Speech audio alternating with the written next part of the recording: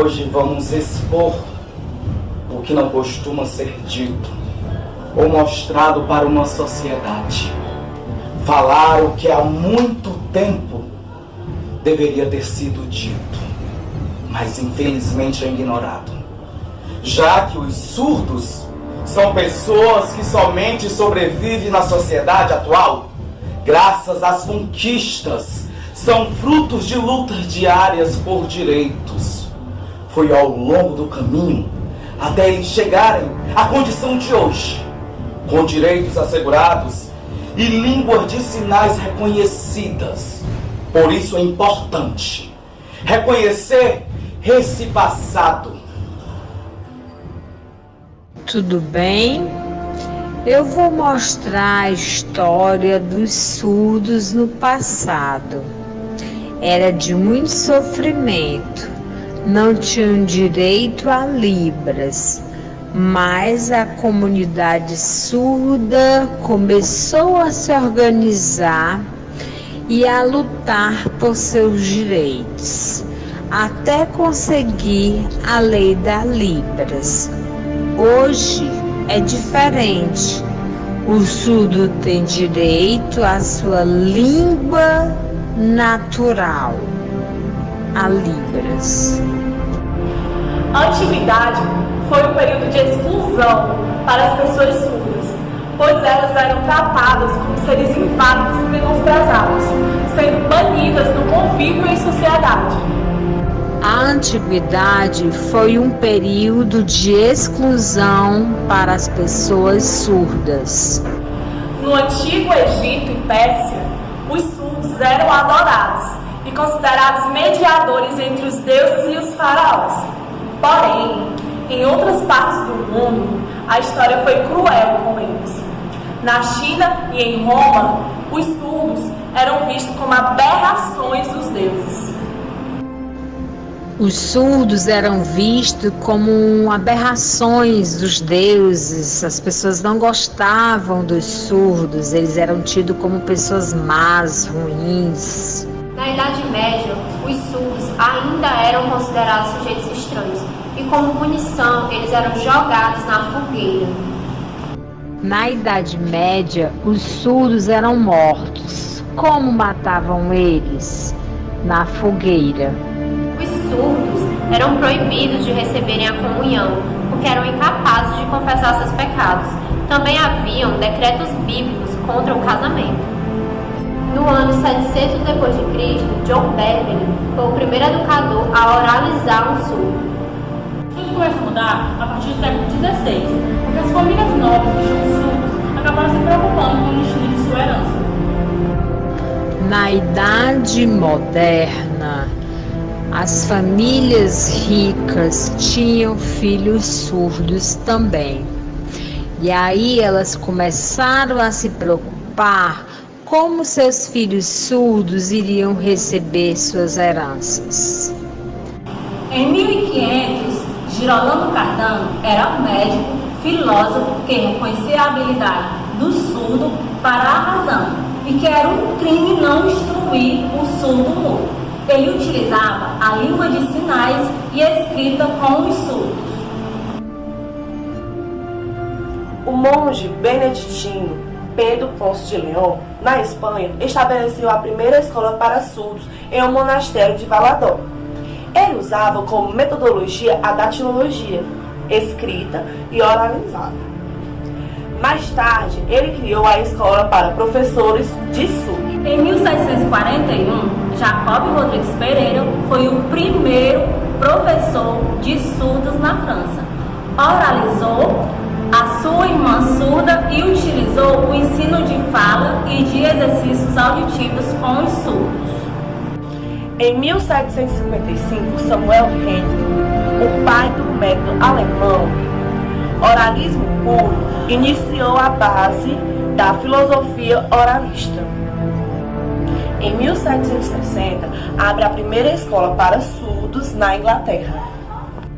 No ano de 1760, surge a primeira escola de surdo para surdos na Inglaterra.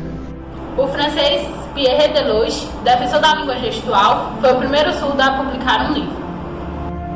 Thomas Gallaudet, junto com Clerk, fundou em Hartford, 15 de abril, a primeira escola permanente para surdos nos Estados Unidos, asilo de Connecticut, para educação e ensino de pessoas surdas mudas. Em 1846, Alexander Graham Bell, professor de surdos, inventou um código de símbolos, chamado Fala Visível, ou Linguagem Visível, sistema que utilizava desenhos dos lábios, garganta, língua, dentes e palato, para que os surdos repitam os movimentos e os sons indicados pelo professor.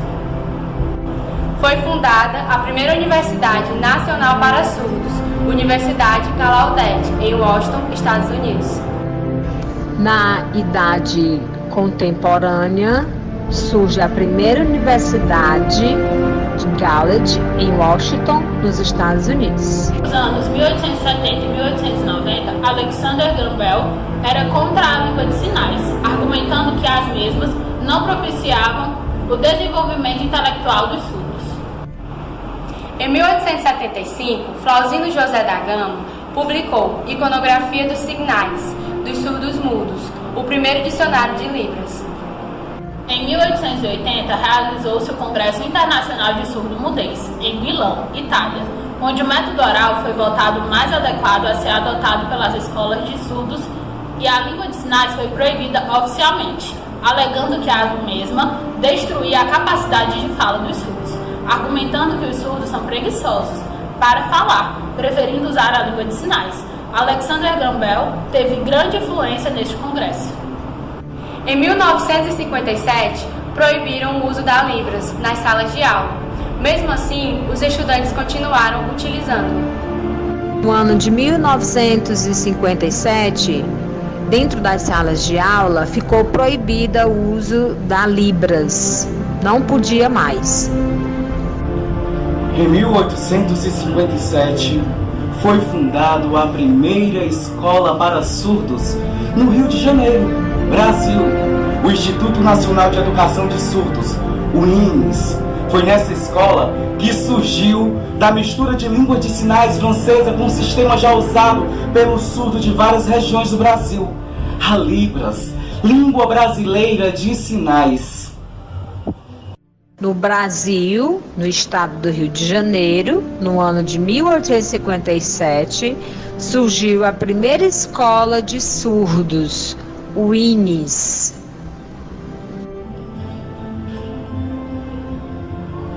No período da ditadura militar, a sinalização se tornou alvo de repressão, pois os militares da época não tinham conhecimento dessa língua. No entanto, a resolução que os surdos também não poderiam exercer o papel político e democrático de suas escolhas.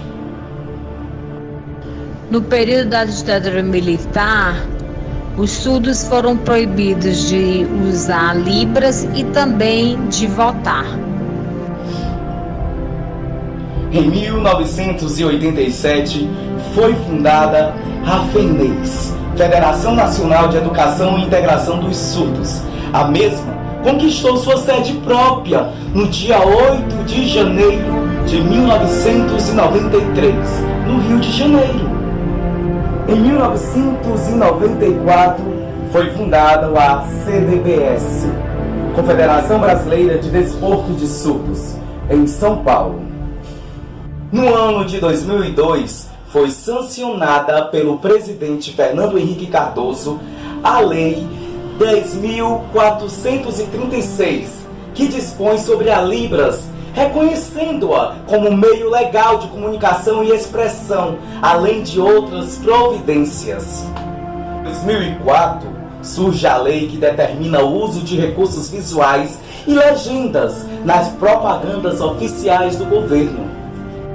No ano de 2005, o presidente Luiz Inácio Lula da Silva aprova o decreto 5.626, proposto por então o ministro da Educação, Fernando Haddad. O decreto regulamenta a Lei 10.436 e é considerado pela comunidade surda como enorme avanço. Dentre as suas disposições está a regulamentação do intérprete e tradutor de Libras. No ano de 2005, o presidente Lula assina o decreto da Libras, assim como o ministro da Educação Haddad também assina.